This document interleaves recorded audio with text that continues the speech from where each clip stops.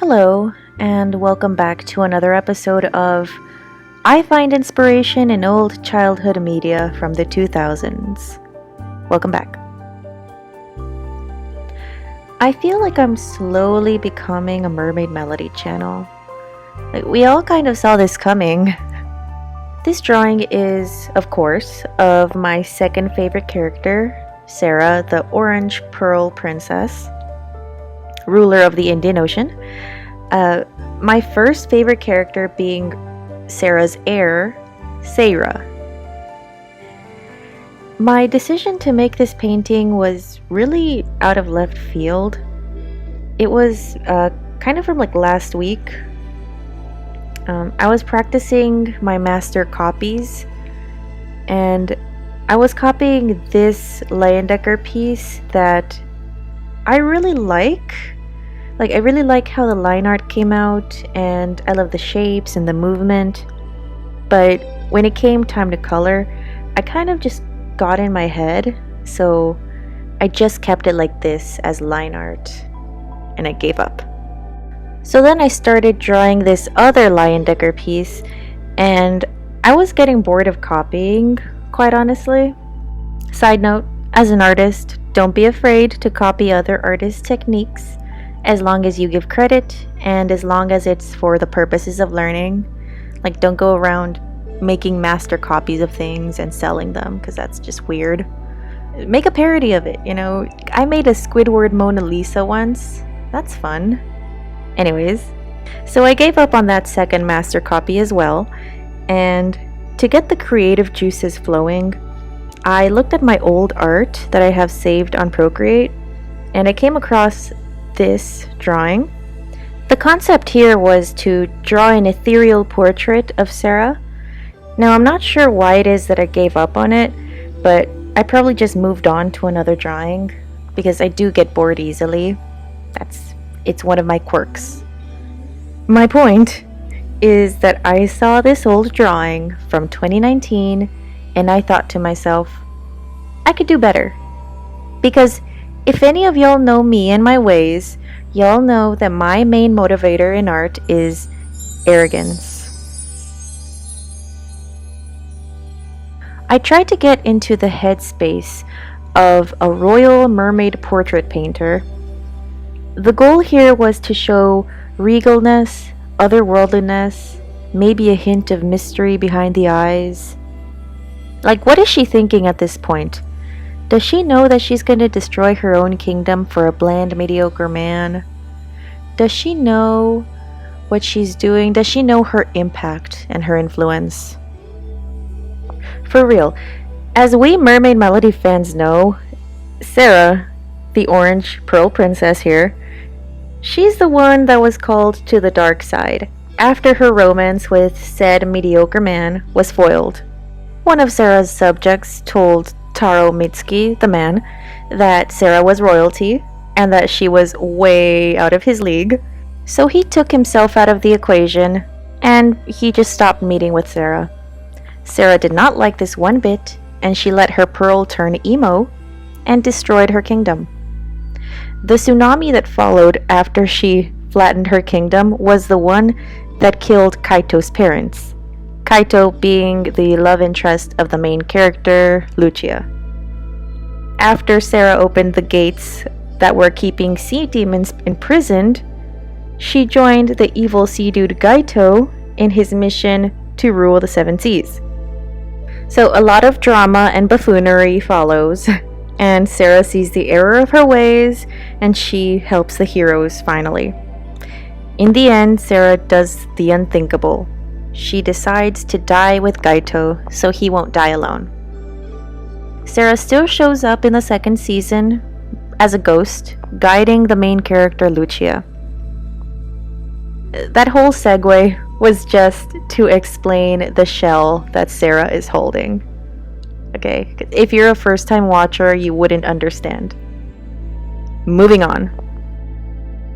A lot of portraits have the subject holding something of significance, so here I drew in the legendary spiral shell that Sarah once had.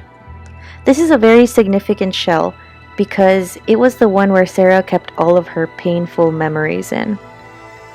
Basically, that shell absorbed all of her emo energy, and it became a weapon that the enemies tried to use against the heroes.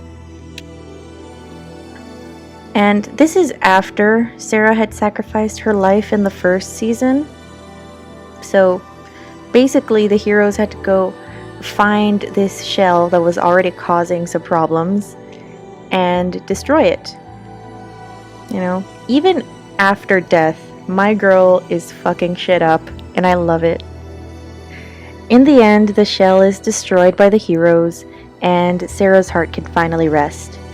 But yeah, this portrait is supposed to be from before that time.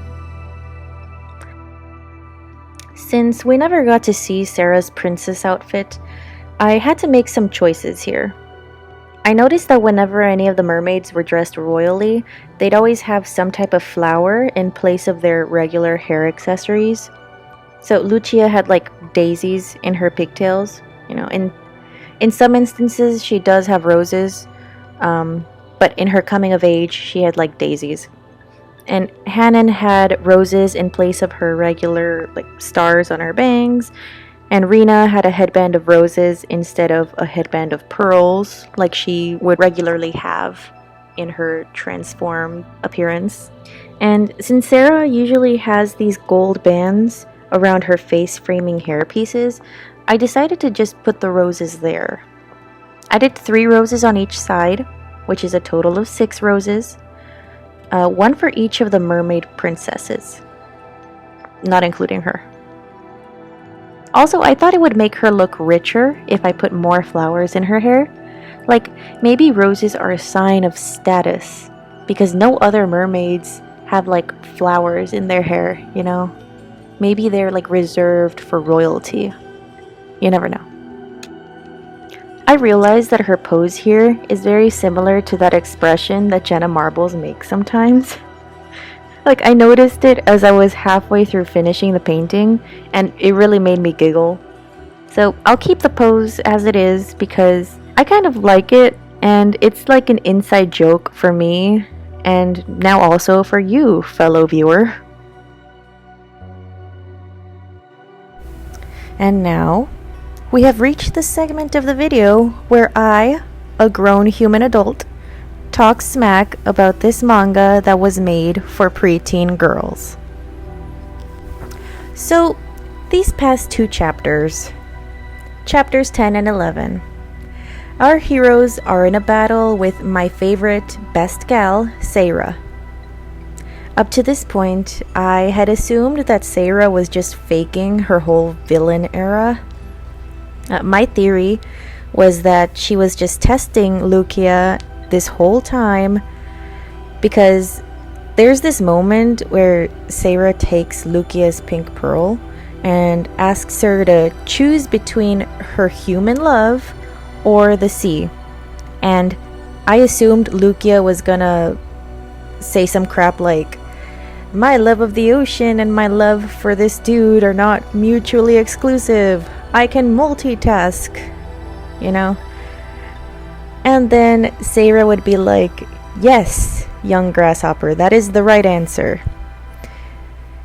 And she would probably give us like a recap of what happened to Sarah, the previous Orange Pearl princess, who was also forced to choose between a human and her kingdom.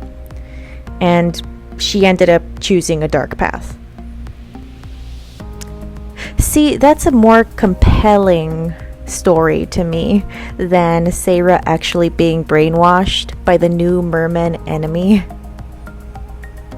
In the manga, Sarah is shown searching the sea for a way to find a peace for the ocean, you know? And the enemy just brainwashes her and gives her dark powers. During this battle, all the princesses team up and they sing their little hearts out, but just before they can make Sarah snap out of it, Laurent, the evil merman, appears and he attacks them with just the dumbest attack move. I really was flabbergasted. In the end, Lucia and the others are defeated. Lucia gets washed up on the shore where a random dude comes to her aid, and we, the audience, know that this must be the dude that she's betrothed to. The guy Lucia loves sees them in the distance. No doubt he's going to assume things and then be jealous in the next chapter. So, yeah. The only redeeming parts of these last 2 chapters is that we get to see Lucia, the OG Pink Pearl Princess, who is also Lucia's mom, as Aqua Regina, the ocean goddess. I was wondering what had happened to that storyline, because in the last chapter of the OG Mermaid Melody manga, we see that Lucia was chosen to be next in line to become the ocean goddess. And apparently she also hid this from her daughter because Lucia was shook. We also get a small guest appearance from Sarah's ghost, trying to convince Sarah to come back to the good side. It works for a moment until Laurent comes in and whisks Sarah away. I will say the story is getting interesting, not in a good way, but interesting in a I wonder how much buffoonery will go down in the next chapter type of way. So yeah, I'ma keep reading. And here's the finished product. I like how she came out. I considered drawing her castle behind her because in old-timey portraits, they used to paint big expanses of land behind the subject to show how rich this person was. But I was kind of lazy. Also, I just wanted Sarah to be the focus here only. As always, thank you for listening and watching. I hope you enjoyed this other rant. If you're interested, I have many more other rants about this same anime/manga. Please stay safe, and I'll catch you on the flippity flip.